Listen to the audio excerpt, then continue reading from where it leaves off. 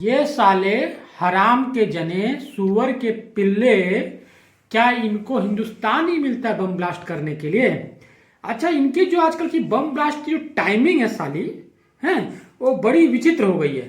पहले जब देश असुरक्षित हाथों में था तो बम ब्लास्ट का कोई टाइम नहीं हुआ करता था।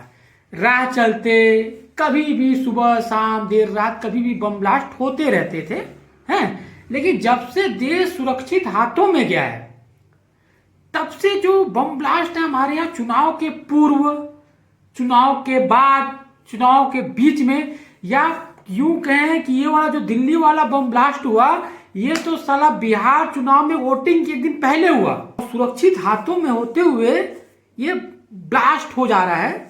अभी मैं बम ब्लास्ट की पुष्टि नहीं करता क्योंकि भारत सरकार ने भी बम ब्लास्ट की पुष्टि नहीं की है, ठीक है।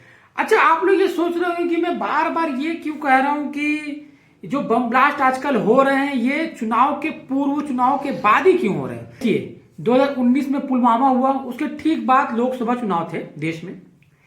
पहलगाम, बिहार चुनाव के ठीक पहले पहलगाम होता है, और अब बिहार चुनाव के सेकेंड फेज की वोटिंग के पहले तो एक आतंकवादियों ने, या यूं कहो जिनको बम ब्लास्ट वगैरह करना है, उन्होंने एक ट्रेंड पकड़ लिया है देश में कि उनको चुनाव के आसपास ही ब्लास्ट करना है।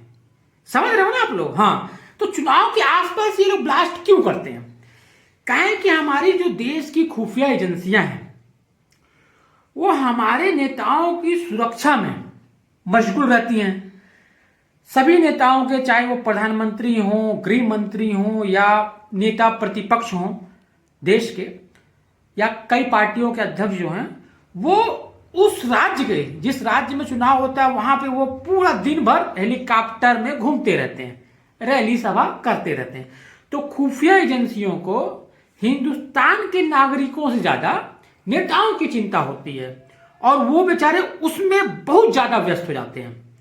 और आतंकवादी भी इस बात को आजकल समझने लग गए हैं, जिनको ब्लास्ट करना है वो समझने लग गए हैं कि भाई खुफिया एजेंसियां तो नेताओं की सुरक्षा में व्यस्त हैं, तो ये गोल्डन पीरियड होता है उनके लिए।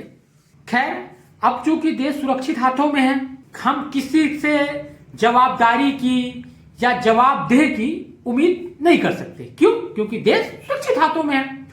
तो मुझे नहीं लगता कि दिल्ली ब्लास्ट के बाद किसी मंत्री का, किसी गृह मंत्री का, किसी प्रधानमंत्री का इस्तीफा होगा। नहीं होगा, क्योंकि पुलवामा के बाद भी नहीं हुआ था और पहलगाम के बाद भी नहीं हुआ था, और इसलिए भी नहीं होगा क्योंकि देश वाकई सुरक्षित हाथों में है।